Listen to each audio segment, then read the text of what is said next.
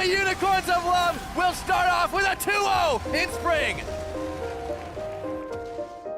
Right now, esports is consisting very much of being a group, being a strong team, and missing one person of this group has huge impact.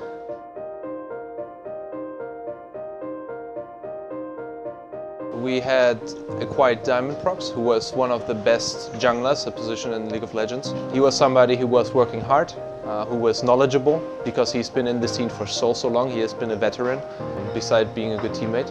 He became also a really good friend. Losing that instantly was really a blast to us. The flash at a coup. Diamond goes forward. This is going to be first blood, or is it just enough to lock him up? First blood as Adam teleports too late, and they might get even more. There were problems coming up for visa issues, for working visa. When we tried to apply for said visa, we didn't manage to receive one. We felt pretty lost at that point. Especially it was something we couldn't really fight back. We felt kind of helpless. We tried everything, and in the end, that really sucked for us from a financial standpoint, but also from a standpoint as a team.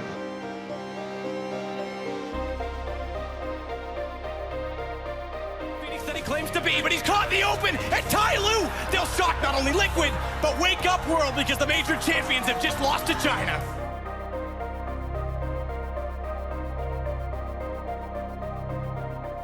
E-League invited us when we were in Sweden. We haven't seen the Counter-Strike tournaments on TV, so I think it's a really big thing to us. So we were a bit upset. Basically, if we don't have a visa, we can't go to any countries for the event.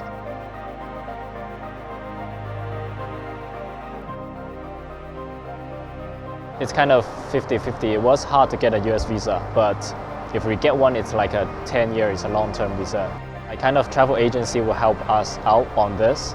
We talk to them and they will help us to arrange the visa interview at the US Embassy in Shanghai.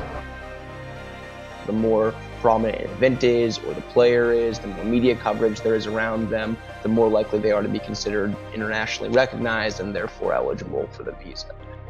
We've been always global.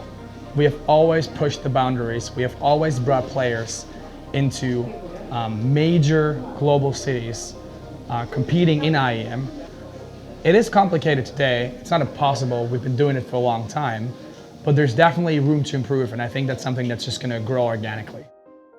Beautiful forward smash.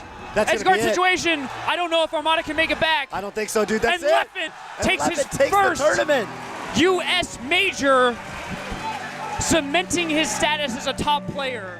There are examples of players getting their petitions rejected with the basic statement that esports aren't sports, right? And so therefore, no matter what facts you're presenting me, there's no way you can qualify for this visa. To Red Bull North America Incorporated, Santa Monica, California. Your form I-129, petition for non-immigrant worker, filed on behalf of William Peter Jelta, has been denied for the following Criterion reasons. 1 has not been met. You did not provide evidence of having participated to a significant extent that the sport has international rankings. Criterion 3, evidence that the alien or team has received significant honor. But at the end of the day, there is no directive from the United States government that says esports are sports, an esports player can be considered an internationally recognized athlete. People that are new to esports see them as kids sitting in front of computers, but now it is really about athletes, people training 8 to 10 hours a day, having a schedule, having cooks, having sports psychologists, having a coach, having a manager, everything around them, just to make sure that they are successful and they are set up. In this term of practice and involvement and engagement, I don't see any difference between an athlete right now on the sports scene and the esports scene.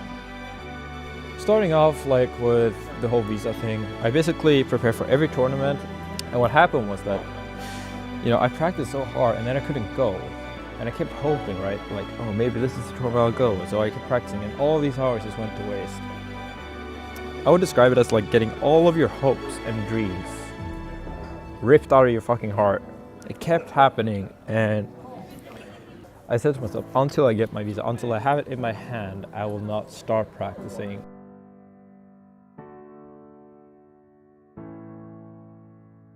I think it comes down to how popular esport is and how known it is in the general public.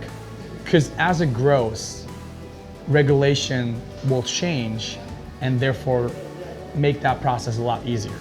It's getting to the point where it should be really acclaimed as a sport, and therefore people, for example, like Diamond Profs, can get working visas, and also participating in different regions should be way smoother.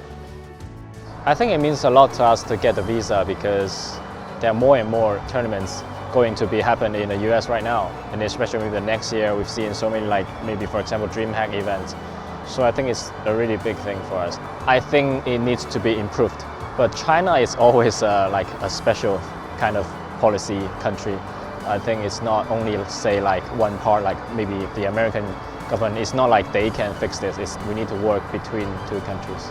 This is like the next step, so that people that are so gifted and very engaging, they should feel at home at this sport.